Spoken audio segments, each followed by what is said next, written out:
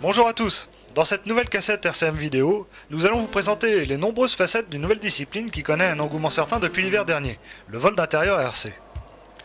En effet, si le vol indoor a toujours existé en vol libre, et on connaît les prouesses dans ce domaine, puisque certains modèles de moins de 10 grammes, entoilés en microfilm, peuvent voler des dizaines de minutes, c'est tout récemment que les passionnés de radiocommande se sont intéressés aux évolutions en salle, la miniaturisation des ensembles de radiocommande et de motorisation aidant.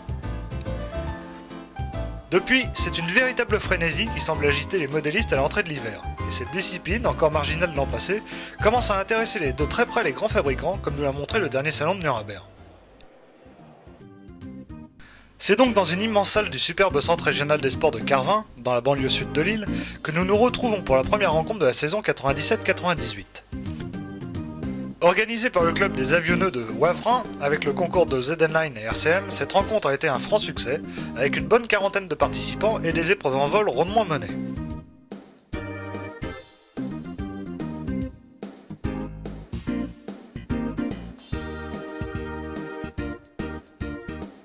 Comme vous pouvez le constater, la diversité des modèles est de mise et l'on trouve de nombreuses réalisations personnelles mélangées avec les quelques kits disponibles sur le marché. Au milieu des ultra légers, ma foi tout de même assez peu esthétiques mais heureusement passionnants à faire voler, on trouvait deux magnifiques maquettes, l'Antoinette de Christian Vessière et, pas encore terminé, le Farman HF7 de Giovanni Zamparo, mais nous aurons l'occasion de revenir longuement sur ces deux modèles un peu plus loin.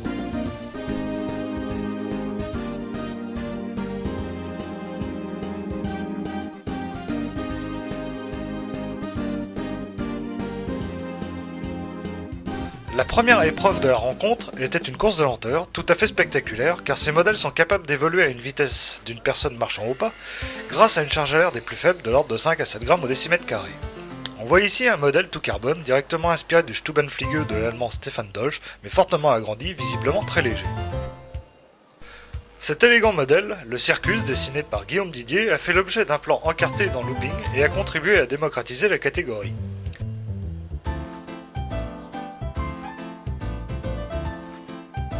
Quant à ce biplan tout en polystyrène, découpé au fil chaud, il s'agit d'un drosophile, issu d'un kit conçu et commercialisé par Jean-Michel Coeur de Bad Modélisme. Il est lui aussi très économique et comme vous pouvez le voir, très maniable.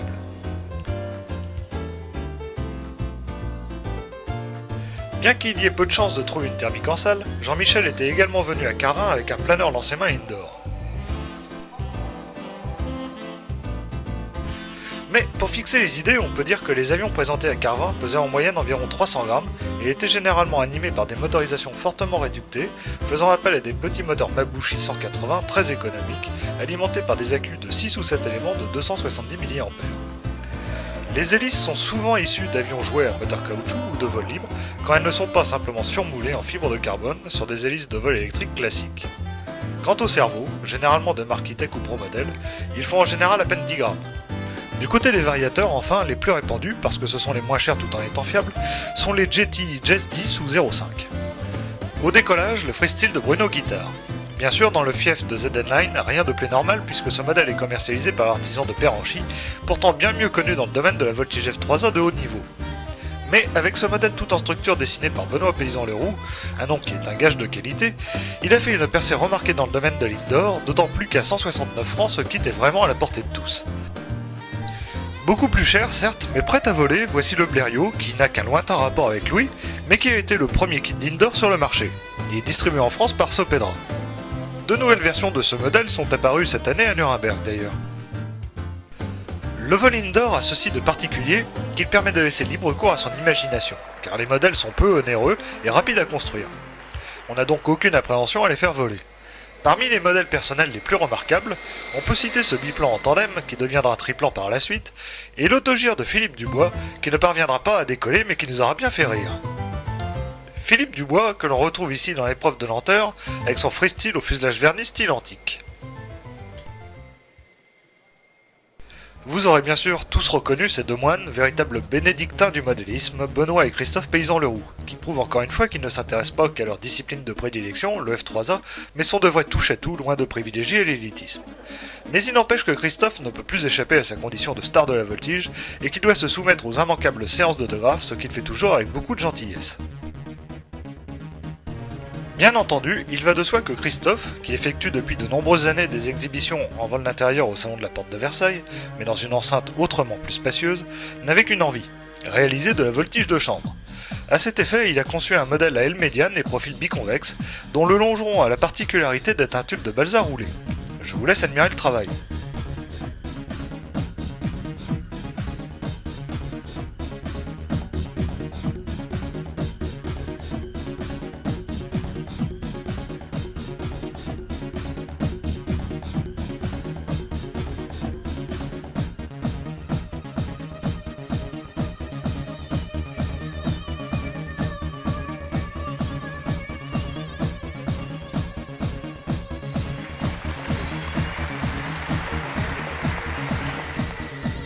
Quant à Benoît, dans un style totalement différent, il a vraiment laissé tout le monde pantois dans l'épreuve de lenteur, en faisant faire du surplace à son freestyle, totalement de série. Mais croyez-moi, il est capable de faire ça avec n'importe quel modèle.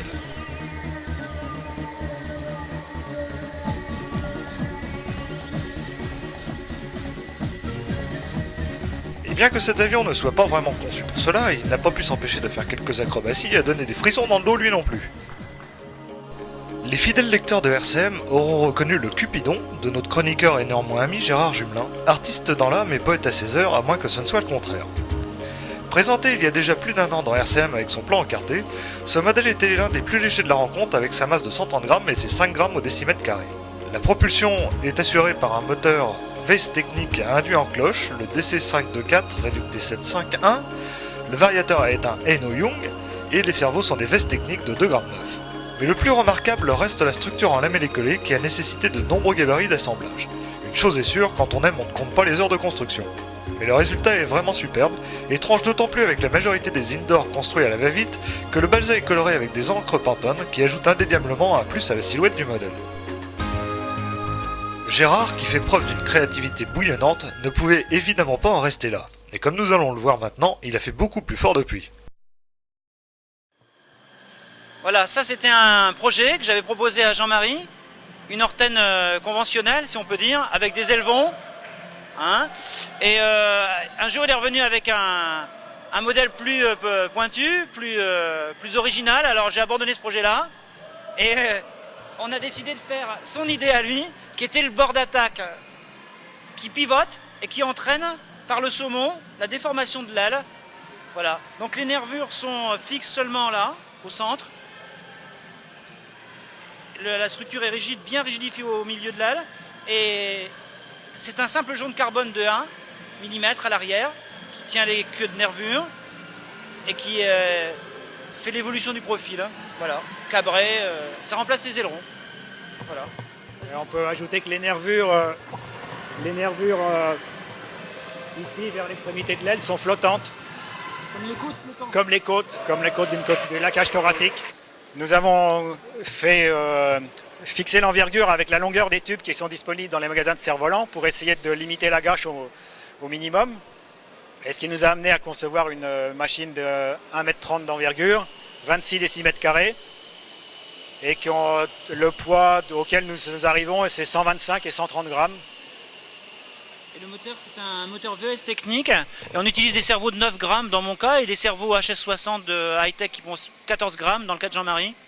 Le variateur est un variateur conçu par Jean-Marie Piednoir autour d'une puce programmable, ce qui limite beaucoup le nombre des composants. Et c'est un tout petit variateur qui fait 1,5 g et qui est presque plus petit que la prise qui permet de le raccorder. Alors on voit que l'hélice de Jean-Marie a été faite dans l'urgence, moulée sur une bouteille grâce à un programme qu'il a aussi écrit qui permet de concevoir et de fabriquer des hélices, alors que moi j'ai choisi le tout carbone vendu fort cher par Weiss Technique mais qui est assez efficace. Et la différence entre nos deux motorisations, c'est que moi je suis réduit à 12 pour 1 et lui à 7,5 pour 1. Mais il suffit d'avoir l'hélice adaptée. D'ailleurs l'hélice là elle est un peu petite par rapport à la propulsion théoriquement. Mais bon, c'était ce qu'on avait en... Il n'y a pas trop de problème quoi, au niveau de la propulsion. Du moment qu'on reste assez peu chargé. Alors aux essais, on s'est aperçu qu'on avait estimé un centrage environ 20 mm en avant de celui qui s'est révélé le correct.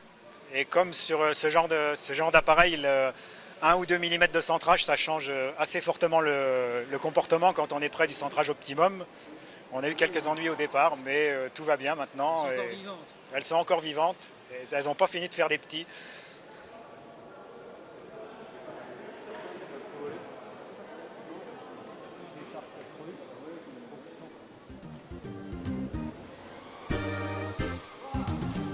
Non content du succès de la Horten réalisée avec son complice Jean-Marie Piednoir, ce diable d'homme de Gérard Jumelin nous avait réservé une seconde surprise.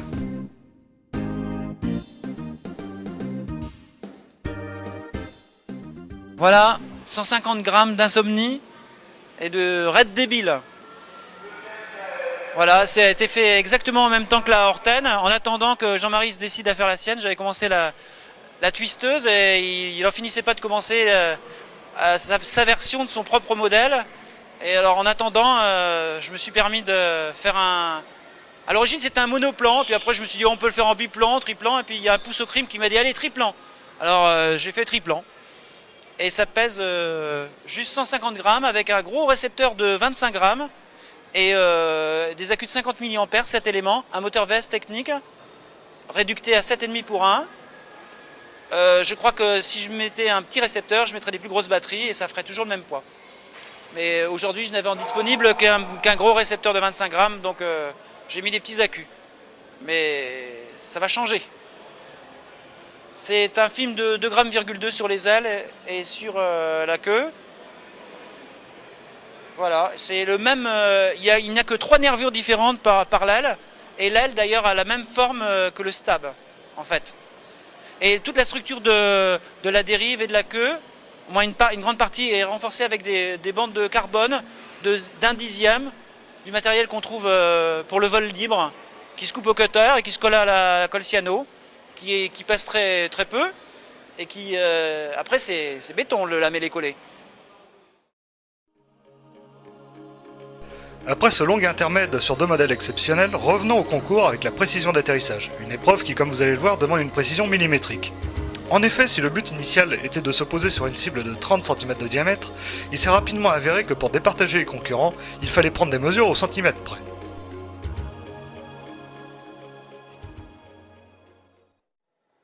Bien sûr, cela dénote une qualité certaine de la part des pilotes. Mais c'est aussi le reflet des capacités tout à fait particulières de ces modèles ultra légers, certes, mais dont la finesse n'a vraiment rien d'exceptionnel, puisqu'on peut l'estimer à vue de nez entre 1 et 4, peut-être un peu plus pour certains, mais pas beaucoup. Ils ont donc un taux de chute extrêmement élevé, et on peut ainsi facilement estimer leur point de chute, d'autant plus qu'il est aisé de moduler leur vitesse en tirant à la profondeur sans grand risque de décrochage. Il est bien évident qu'à ce petit jeu, les frères paysans Leroux ont encore été une fois imbattables. Benoît a choisi une technique bien particulière. Montant le plus haut possible, il descend en plané, ce qui lui permet d'avoir la vitesse la plus faible possible, qu'il contrôle uniquement avec l'assiette du modèle, pouvant éventuellement allonger un peu en remettant les gaz en cas de besoin. Le but de la manœuvre est d'arriver au-dessus de la cible avec le minimum de vitesse. En tirant à fond à la profondeur, on décroche alors exactement au-dessus et on parachute à la verticale. Vu la faible hauteur et la faible masse de ces modèles, c'est évidemment sans conséquence et évite de rouler en dehors de la cible. Quant à Christophe, qui vole bien évidemment sur un freestyle lui aussi, il utilise exactement la même technique, mais avec une précision encore plus redoutable. Le modèle semble réellement aimanté par la cible, c'est assez incroyable.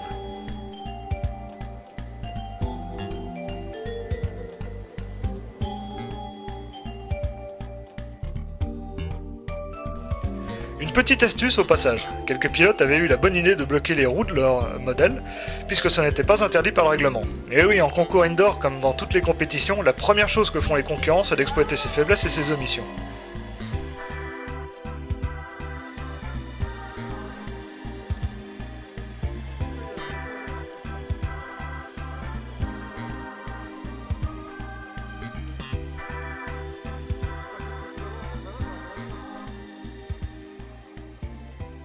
Et voilà encore un carreau à rendre jaloux les amateurs de pétanque. L'épreuve suivante était celle dite du passage de la porte de feu. Le but de la manœuvre étant de passer le plus grand nombre de fois possible dans un temps donné à travers ce cadre fait de balsa et de flammes en polystyrène. Inutile de vous dire que c'est, vous le comprendrez aisément, l'épreuve la plus destructrice pour les modèles. Mais heureusement, comme dans toutes les rencontres indoor organisées à ce jour, nul n'était obligé d'y participer. Il n'empêche que certains concurrents, comme par exemple Jean-Marc Jay, s'en sont fort bien tirés.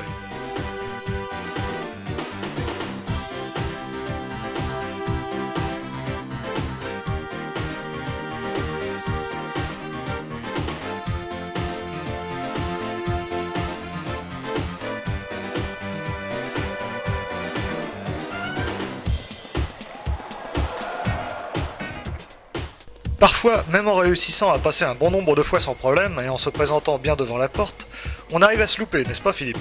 Mais malgré les apparences, le modèle sera réparé en quelques minutes. C'est encore un des avantages des indoors. Et puisqu'on en est à parler des multiples avantages de ces modèles, on peut aussi mettre en avant leur parfaite sécurité. Il n'y a quasiment aucun risque à se blesser en cas de collision avec eux du fait de leur faible masse et de leur faible vitesse, ce qui permet de les faire évoluer dans un environnement ouvert, sans protection particulière pour le public. C'est en tous les cas vrai aujourd'hui, et il faudra prendre bien garde à ce que l'évolution future de ces modèles ne les entraîne pas à être de plus en plus rapides et de plus en plus lourds. Ce sera vraiment à l'encontre de toute la philosophie du vol d'intérieur. Et oui, pour une fois, Christophe Paysan-Leroux ne sera pas premier, et finalement, sans vouloir lui faire de peine, c'est tant mieux. Ça le rend un peu plus humain, notre extraterrestre du pilotage. En fait, le secret ici, c'est de ne pas confondre vitesse et précipitation. Mieux vaut faire un grand tour pour s'aligner de loin que de vouloir couper au plus court pour passer la porte en virage permanent. C'est pourtant bien évidemment ce que sont tentés de faire les meilleurs pilotes, puisque cela fait gagner beaucoup de temps. Mais là, visiblement, ça ne marche pas.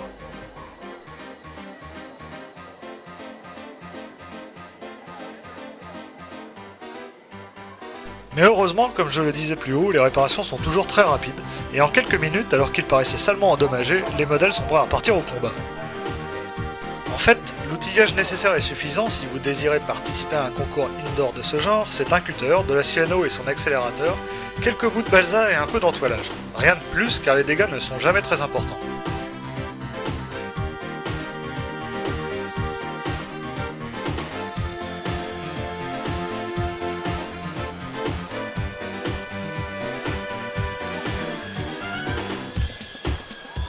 Et parfois les modèles sont même plus solides que l'anneau de feu, n'est-ce pas monsieur Novik?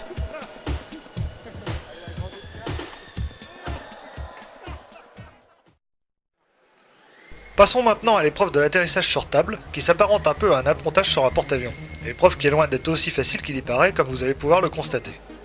Là encore, il s'agit de se poser, modèle totalement immobilisé, le plus grand nombre de fois possible sur la table dans un laps de temps donné. Mais bien rares sont les pilotes qui ont réussi le coup plusieurs fois d'affilée.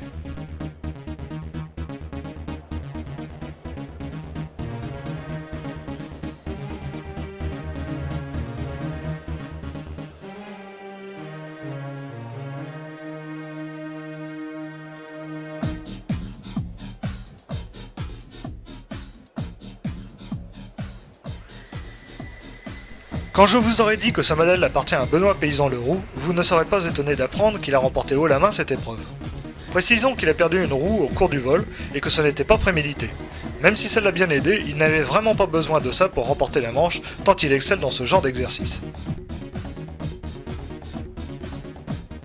Évidemment, une fois qu'on a vu Benoît se poser 10 fois de suite sur la table en 1 minute, on a du mal à comprendre que les autres n'en fassent pas de même.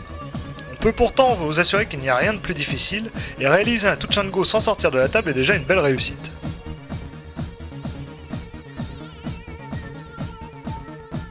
Quand on rate la cible et que l'on percute le bord de la table, il y a encore parfois quelques bobos, mais toujours sans grande gravité. Une jambe de train arrachée ou un axe d'hélice cassé, ça va rarement plus loin.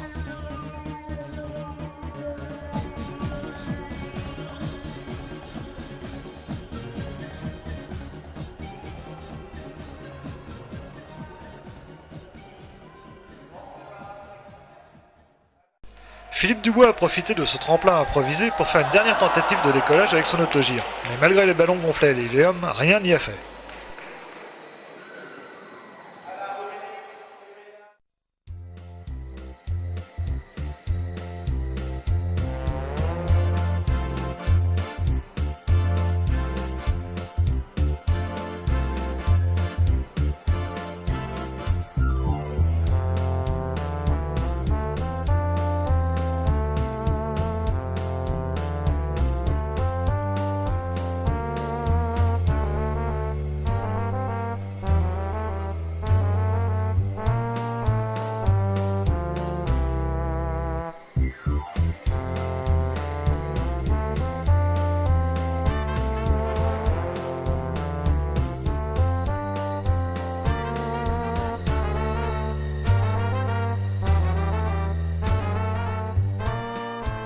La dernière épreuve comptant pour le concours était enfin le fameux tourniquet infernal. Le but tourner autour de soi le plus grand nombre de fois en 1 minute. Pas très difficile a priori, cette épreuve est pourtant l'une des plus appréciées du public, car elle est finalement assez spectaculaire, les modèles évoluant sur la tranche à quelques centimètres des pilotes.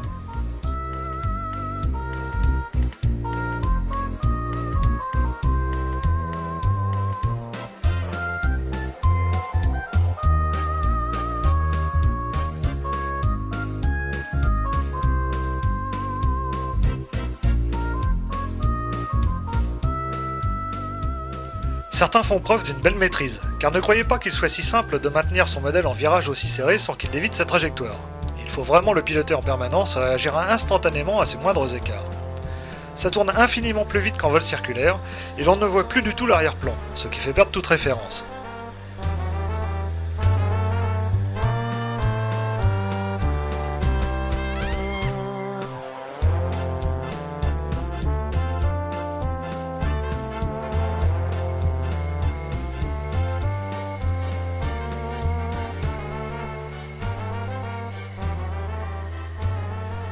Évidemment, je ne vous surprendrai pas en vous disant qu'encore une fois, les débats ont été survolés par les deux frères paysans Leroux. Mais si Benoît a fait preuve d'une décontraction absolue, comme à son habitude, Christophe, très concentré, l'a battu à plate couture, bien qu'il ait frôlé le sol à maintes reprises.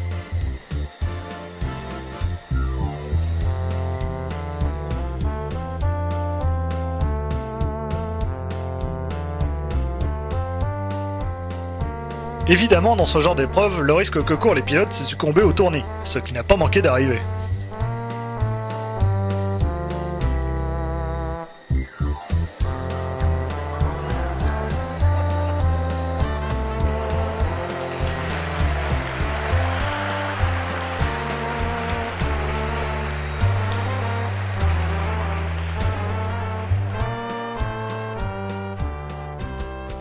Mais pour certains, ce genre d'épreuve était bien trop simple. Alors terminons en apothéose avec ce tourniquet infernal à 3, où l'on retrouve Guillaume Didier, Bruno Guittard et Antoine Lomberti dans leurs œuvres.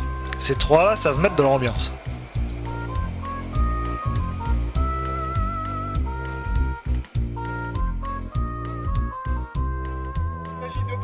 Comme tout concours qui se respecte, cette sympathique rencontre s'est terminée par une remise de prix richement dotée par RCM, ZN-Line et les établissements Leclerc de Carvin. Mais ne croyez pas que ces résultats étaient si attendus que cela par les concurrents. En fait, tout le monde était venu là avant tout pour s'amuser, le concours n'étant qu'un prétexte pour se rencontrer.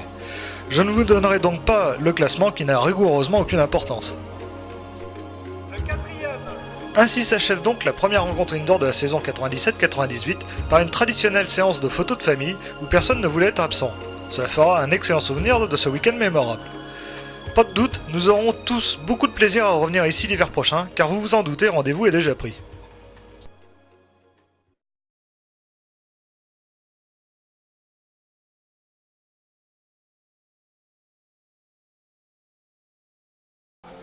Bonjour, bienvenue aux ACP, aux ailes de Cormeilles en Parisis. Voici la première rencontre de modèles réduits indoor qui se déroule au sein de ce club. Donc nous sommes au gymnase Émile-Lépré de Cormeilles en Parisis. Ce club possède aussi un terrain, donc à 20 km de Paris, c'est assez appréciable de pouvoir faire voler des 2 temps, des 4 temps et ainsi du vol électrique. Donc cette rencontre se déroule sur 2 jours. Nous avons aujourd'hui le samedi avec des modèles maquettes, puisqu'aujourd'hui se déroulait le concours maquette. Et demain, on va faire des festivités un peu plus, je dirais, ludiques, avec des passages sous banderole, des vols avec des ballons gonflés à l'hélium. Nous allons aussi faire des atterrissages sur des tables, enfin tout ce qui concerne le modèle réduit indoor. Nous avons aussi la chance d'avoir un pilote belge qui a conçu un petit hélicoptère de 99 grammes. Donc un cadre international pour cette rencontre de Cormeilles en Parisis qui, très certainement, va se redérouler l'année prochaine. Merci pour cette introduction Julien, mais comme nous venons de voir les épreuves de la rencontre de Carvin, et qu'elles se ressemblent beaucoup, nous allons plutôt ici nous concentrer sur la description de quelques modèles, plus ou moins originaux et complexes, mais tous très représentatifs de ce qu'il est possible de faire en indoor. Avez-vous reconnu ce modèle? Eh bien non, malgré les apparences, il ne s'agit pas là d'un kit de Blériot, mais d'un modèle personnel qui s'en inspire évidemment beaucoup.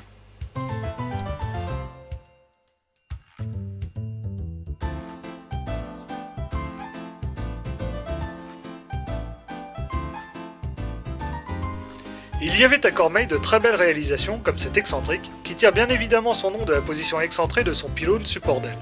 Je ne vous surprendrai pas en vous disant que son constructeur, Gérard Ambroso, est un grand spécialiste du vol libre et qu'il a participé entre autres à de nombreuses coupes d'hiver. Notez les petites lamelles de carbone qui renforcent la structure, vraiment très légère, comme sur le Red Devil de Gérard Jumelin.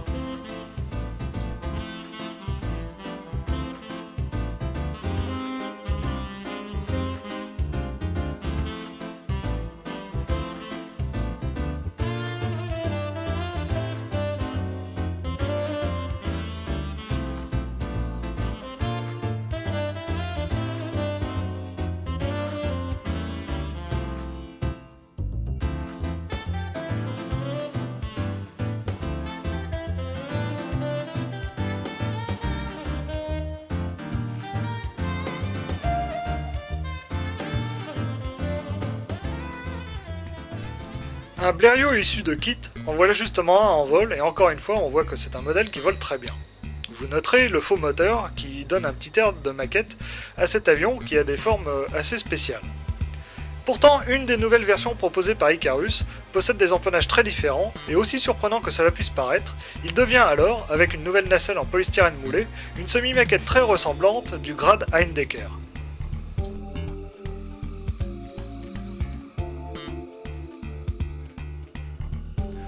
Nombreux étaient les modèles minimalistes, dont le fuselage est simplement constitué d'une baguette de balsa carrée et d'ailes en polystyrène découpées au fil chaud au profil très creux. Et bien qu'il s'agisse de ce grand monoplan au vol relax qui utilise ici à plein l'effet de sol pour se maintenir en l'air avec un filet de gaz, si l'on peut dire, ou du petit biplan plus nerveux et maniable mais aussi plus chargé et qui demande évidemment un pilotage plus affûté, ce sont tous les deux des semi-kits produits par Batmodelism qui restent le seul sur ce créneau des indoors très bon marché.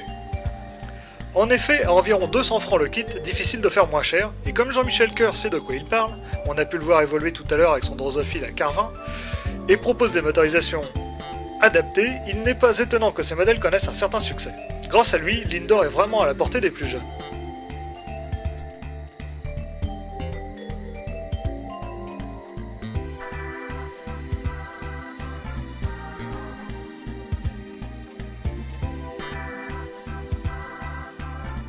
Et en plus, bien qu'ils se tortillent dans tous les sens dès qu'ils accélèrent un tout petit peu, vous allez voir que ces modèles sont pourtant pratiquement indestructibles.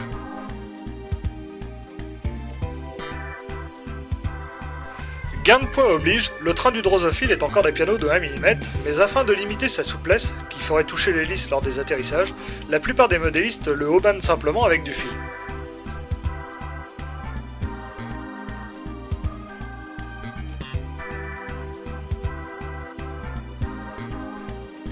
On l'a vu à Carvin en biplan tandem, le revoilà en triplan avec un vol encore plus pépère, dont la vitesse n'excède pas celle d'un homme marchant au pas, et d'une stabilité incomparable. Vous noterez que le train de ce modèle vraiment original est là encore constitué d'une corde à piano très fine, mais arc-boutée en deux demi-cercles, ce qui lui donne une souplesse et un pouvoir d'amortissement tout à fait remarquables. Une excellente idée à retenir. Quant au fuselage, il est constitué d'un tube en carbone de diamètre 4 que l'on se procure facilement en magasin de cerf-volant. Les modèles issus des plans encartés RCM ou looping ont indéniablement du succès, et ce Dragonfly, même légèrement modifié, en est la preuve. Il faut dire qu'ils sont maintenant très nombreux. Vous noterez donc sur celui-ci les nervures croisillonnées ainsi que les deux longerons qui renforcent considérablement l'aile. Ce Pou du ciel, construit à l'origine en vol libre, appartient à Jean-François Baudet. Comme sur le vrai, la commande de profondeur est assurée par la variation de l'incidence de l'aile avant.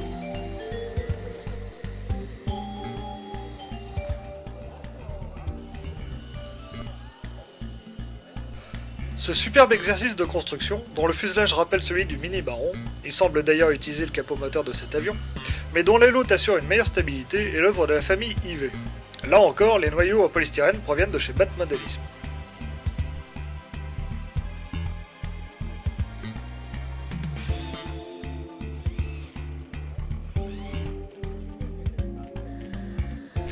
Difficile de reconnaître un Dragonfly, indoor dessiné par Guillaume Didier et objet d'un plan encarté RCM l'an passé, dans ce modèle aux oreilles très relevées. En fait, Arnaud Bossard et Jacques Colessot, qui sont venus de Cholet uniquement pour participer à cette rencontre en partant à 5h du matin de chez eux, il faut le faire, avaient ainsi modifié leurs avions pour les rendre plus manœuvrants et effectuer des vols dans une salle d'exposition de petite taille l'hiver dernier. Visiblement, ils avaient déjà beaucoup volé avec, et la libellule de Jacques n'a pas supporté les contraintes d'une rencontre où il faut voler en évitant les autres. Mais comme il le dit lui-même, voilà une bonne occasion d'en remettre un nouveau en chantier. En tous les cas, c'est sympa d'être venu les gars.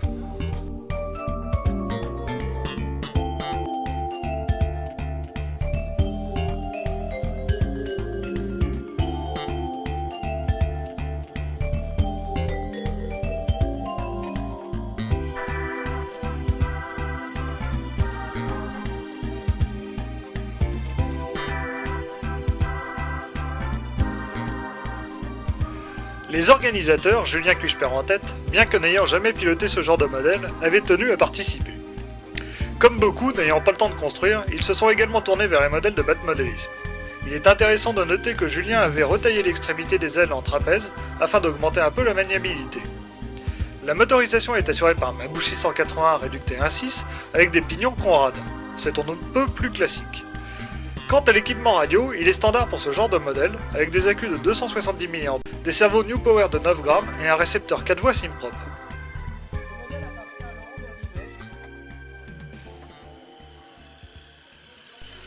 Évoluant dans un mouchoir de poche, voici le Freestyle ZN9 du rédac-chef de Looping, Laurent Berlivet, qui avec son complice Guillaume Didier a réinventé la course à la banderole en attachant à celle-ci un ballon gonflé à l'hélium. Spectacle et crise de rire garantis.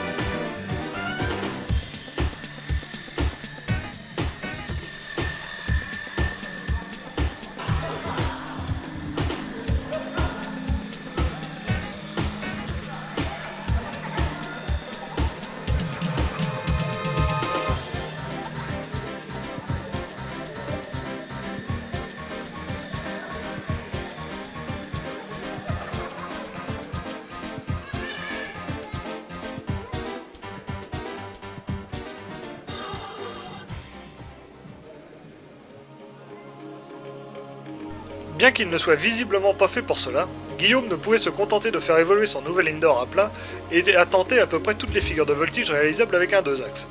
Et évidemment, ce qui devait arriver arriva, et il cracha non pas une mais plusieurs fois.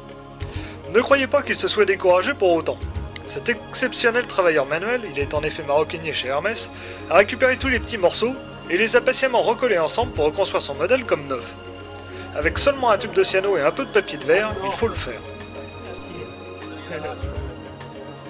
Humiliation.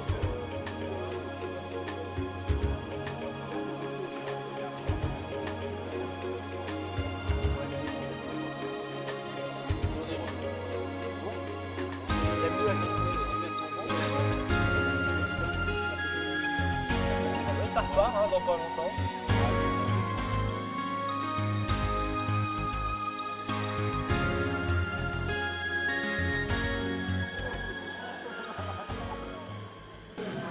Donc c'est une base de Circus, donc l'aile, les empennages. J'ai modifié le fuselage, donc j'ai rajouté quelques centimètres.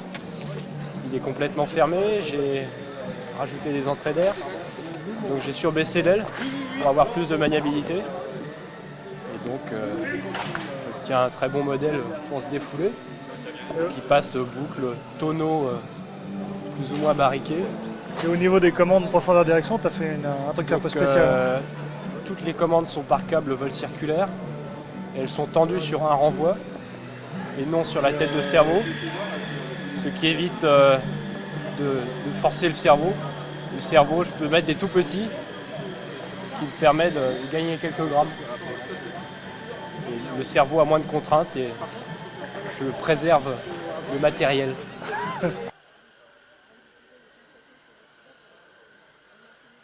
Il pourrait s'appeler le tout en carbone, mais en fait il s'agit de la Morissette de Jean-Loup Maurice, qui est venu tout spécialement de Lyon. Le fuselage triangulaire, comme vous pouvez le voir, est constitué d'un treillis de jonc de carbone, diamètre en 1 mm, collé à la cyano et à l'époxy, tout comme l'aile. Les roues à rayons sont de fabrication personnelle, les rayons étant constitués de fils. C'est hyper léger et très solide. Quant au look que cela donne, il est indéniablement rétro.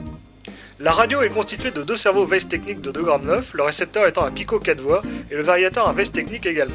La motorisation est d'ailleurs issue du même spécialiste allemand, importé par Sopedra, tout comme la fameuse hélice surmoulée sur la cam propre Gropner.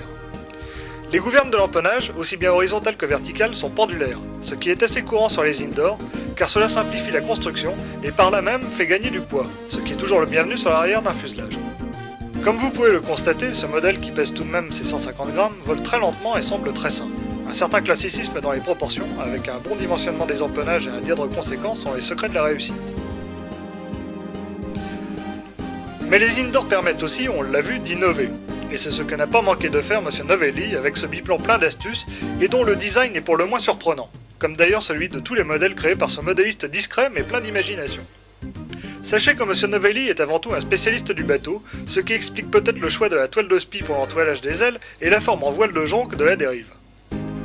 Toujours est-il que le montage du moteur sur un pylône, ainsi que celui des ailes sur un mât placé au bord d'attaque, semblent a priori farfelus, mais sont en fait mûrement réfléchis.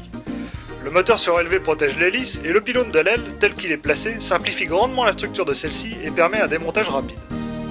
Quant au train amorti par élastique, il est destiné à encaisser les atterrissages les plus brutaux, ce qui peut toujours arriver, bien qu'il soit la plupart du temps sans conséquence vu la masse et l'inertie des modèles. Ce biplan dégage d'ailleurs une impression de solidité assez peu courante sur un indoor. Monsieur Novelli ne pilote pas lui-même, c'est donc Julien Cuichepert qui a eu le privilège de faire le vol inaugural de ce modèle, et vous pouvez le constater, il l'a tout de suite eu en main. Bien sûr, il ne s'agit pas d'un modèle particulièrement léger, mais il se contrôle parfaitement, et quoi qu'il vole un peu vite par rapport à la plupart des indoors plus classiques, ça n'a vraiment rien de choquant. Vous remarquerez le vrillage négatif, mais bien sûr symétrique des ailes, qui ajoute grandement à la stabilité remarquable de ce modèle.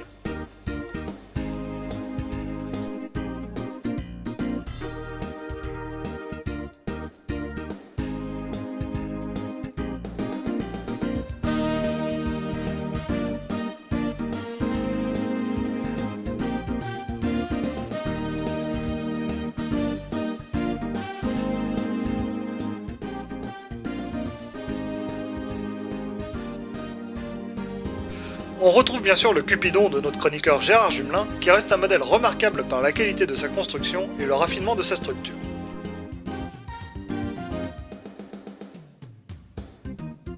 Au milieu du fuselage, les deux cerveaux Weiss Technique semblent perdus, et pourtant, c'est en partie grâce à eux que ce modèle ne dépasse pas les 130 grammes. Légèreté qui se traduit en vol par une vitesse d'évolution très faible et une grande sensibilité au moindre courant d'air, mais de cela Cupidon s'en fout.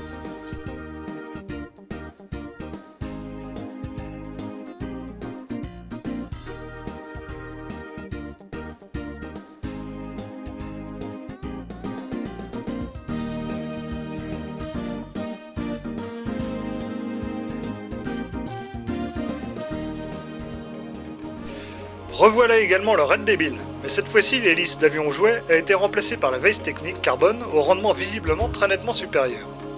La motorisation DC524, qui propulse le Cupidon avec un filet de gaz, doit ici être utilisée à fond, non pas à cause de la masse supplémentaire, 20 grammes seulement, mais à cause de la traînée des trois ailes. Il faut savoir que ce petit moteur à induit en cloche n'aime pas trop ce traitement, et on aura peut-être tout intérêt à le remplacer par un Mabuchi, plus lourd certes, mais aussi bien plus rustique et économique. Pas de problème, à 5 grammes au décimètre carré, on peut se le permettre. Une autre aile Horten faisait ses premières armes à Cormeil. Hortense, puisque tel est son nom, a été conçue en un rien de temps par Jean-Michel Yvet, après qu'il eut tâté les manches de la twisteuse de Gérard Avissou. Mais contrairement à la plupart des modèles indoor, et en particulier à la twisteuse, l'aile de Jean-Michel possède un vrai profil entoilé sur les deux faces.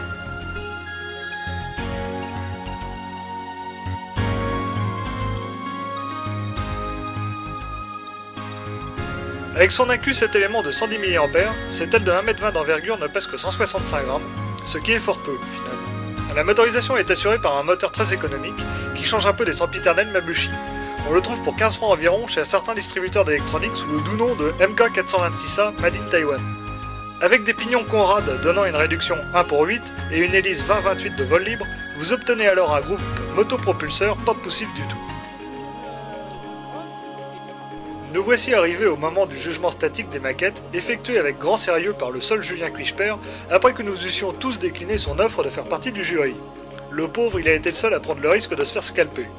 Je plaisante bien sûr, car il s'agissait d'un concours bon enfant, et en fait personne n'a apporté une grande importance au classement, même si tous les concurrents étaient très fiers de leur réalisation. Il y avait de quoi d'ailleurs, et c'est avec une certaine impatience que nous avons attendu le déballage des petites merveilles, au premier rang desquelles le fantastique Farman de Giovanni Zamparo, entrevu en cours de construction à Carvin. Laissons-le nous présenter son chef-d'œuvre.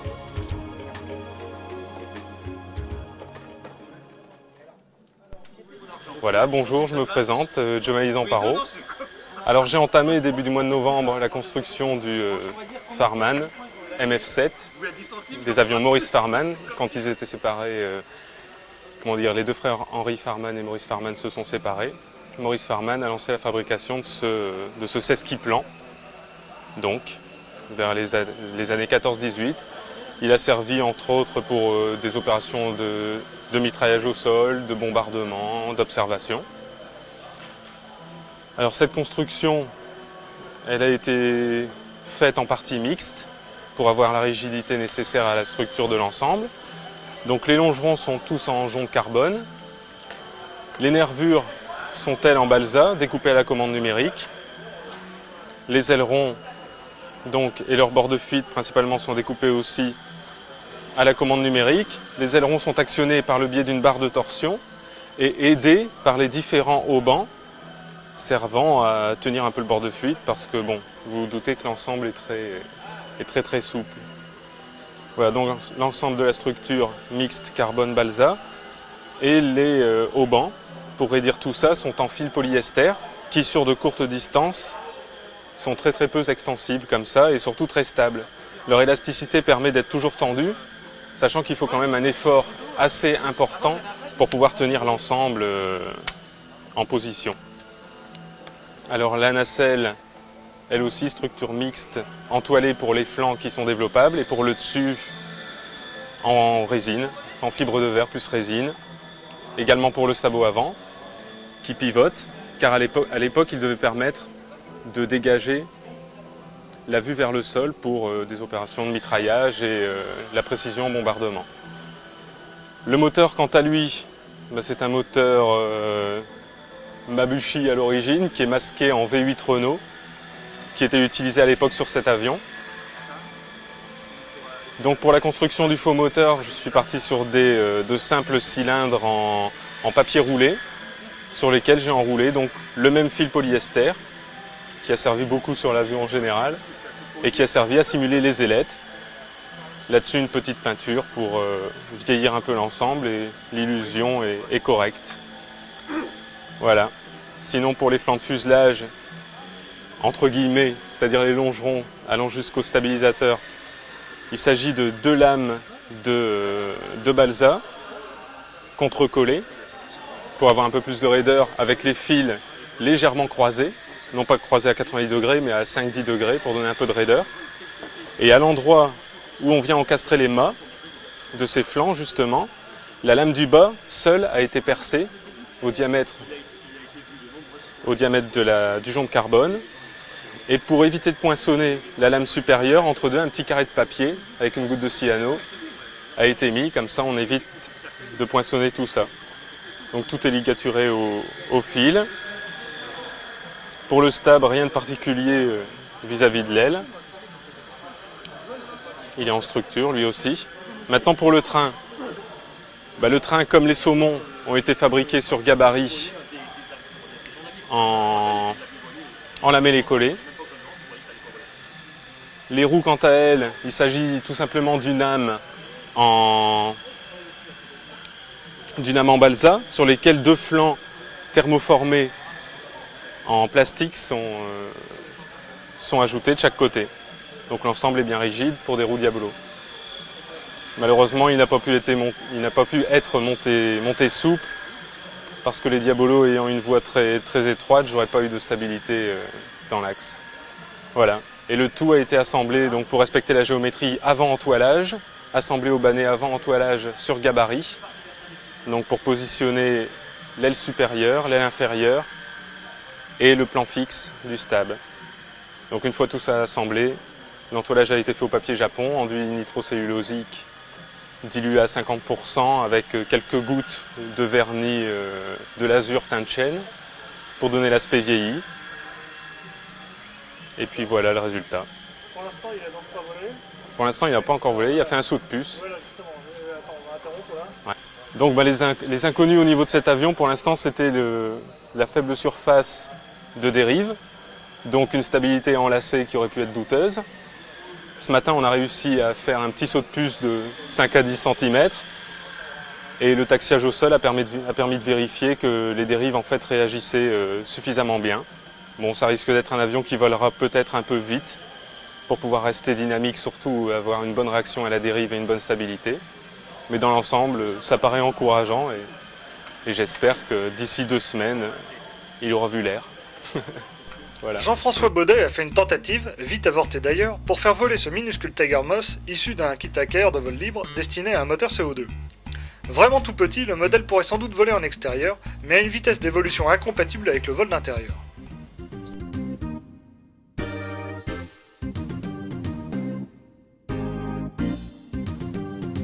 Cette magnifique Antoinette, dont les détails sont poussés à l'extrême, a été la première maquette indoor fabriquée en France, puisqu'elle était apparue, à notre grande stupéfaction, à la première rencontre que nous avions organisée l'an passé à Chelles.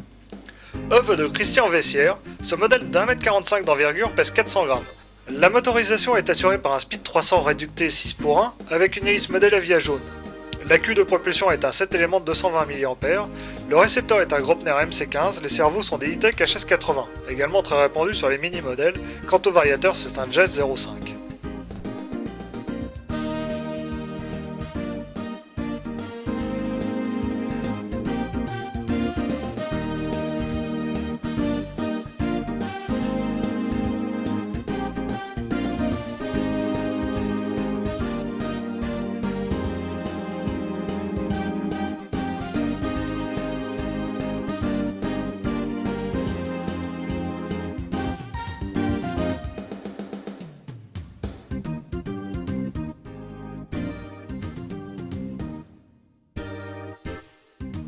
Pour Cormeil, Christian qui aime décidément les avions rétro nous avait réservé une nouvelle surprise de taille. Décidément, voilà un modéliste que la difficulté motive. Okay. Bon, je m'appelle Christian Vessière, donc j'ai réalisé ce modèle qui est l'Antoinette monobloc de 1911, qui est un avion précurseur pour son époque, qui a été fait pour un concours d'aviation militaire, dans le but de faire des avions très performants, et il a été le premier avion à ne pas avoir d'aubanage extérieur. Donc la maquette est au 1/12e, elle mesure 1,30 m d'envergure pour un peu moins d'1 mètre de long et pèse 480 grammes en ordre de vol. C'est une motorisation classique, un équipement classique d'indoor, c'est-à-dire un 180 Mabuchi avec une batterie de 370 mAh et des cerveaux de 9 grammes, donc un équipement tout ce qu'il y a de standard. Au niveau de la construction, comme il s'agissait d'un modèle un peu particulier avec une aile très épaisse, il a fallu, changer un petit peu la méthode de construction et ne plus utiliser de nervures pleines et faire une aile creuse.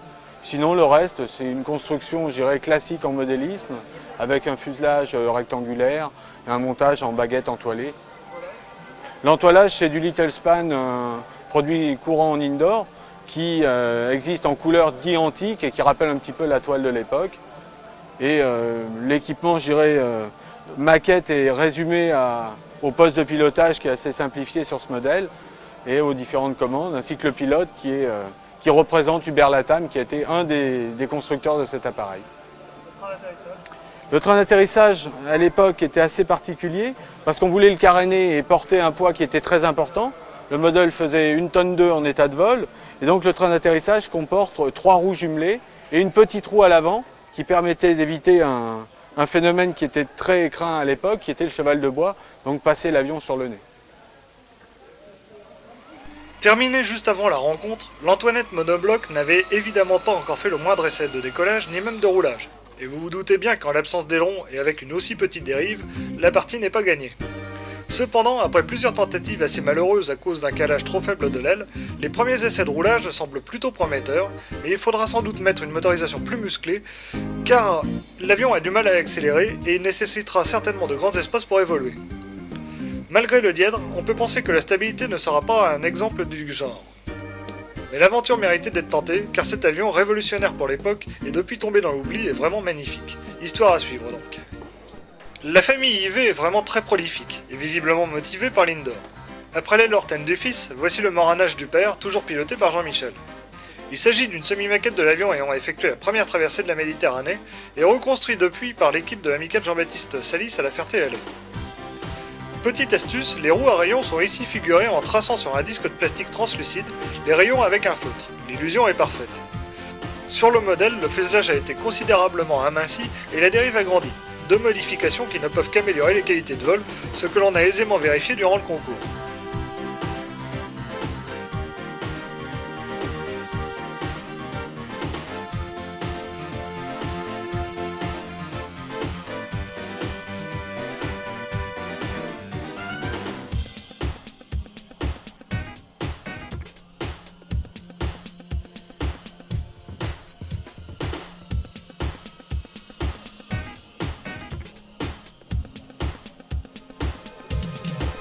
Didier Gallimand, que l'on voit ici mettre une dernière touche à son modèle, est connu pour son obsessionnelle recherche de la perfection. Indéniablement, son Orio Pani 1911 est de loin le modèle le plus finement réalisé que j'ai jamais vu dans le domaine de l'indoor. 250 heures ont été nécessaires pour réaliser cette maquette précise au millimètre près. La reproduction du tableau de bord est issue de celle du Sopwith Pop publié dans RCM, évidemment réduite. Quant aux cerveaux, ils sont placés le plus en avant possible afin de compenser le très faible bras de levier, mais comme les câbles de commande sortent aux exacts emplacements de ceux du vrai, il a fallu faire des palonniers relais. Entre autres raffinements, sachez que le faux moteur en étoile a été redessiné cylindre par cylindre en 3 exemplaires avec différents dégradés métalliques afin de pouvoir choisir le plus réaliste, puis ensuite collé sur une mince plaque de contreplaqué solidaire de l'axe d'hélice pour simuler le moteur rotatif de l'original. Sachez encore que l'entoilage a été refait 3 fois pour être parfait sans le moindre repli. Quant au train d'atterrissage, il est constitué d'un lamellé collé de 6 couches de samba et assemblé sur un bâti spécifique. Les flesques de roue sont constituées de papier recouvert de fibres de verre.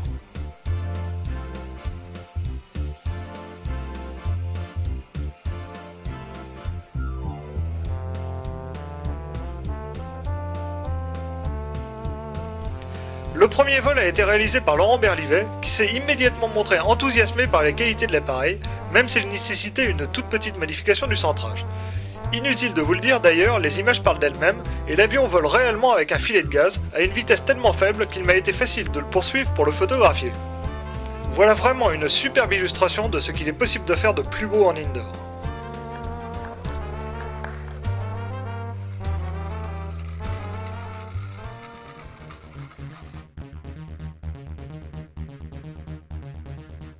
Terminons ce large aperçu des possibilités du vol indoor avec le clou du spectacle qui nous est venu de Belgique sous la forme d'un extraordinaire petit hélicoptère.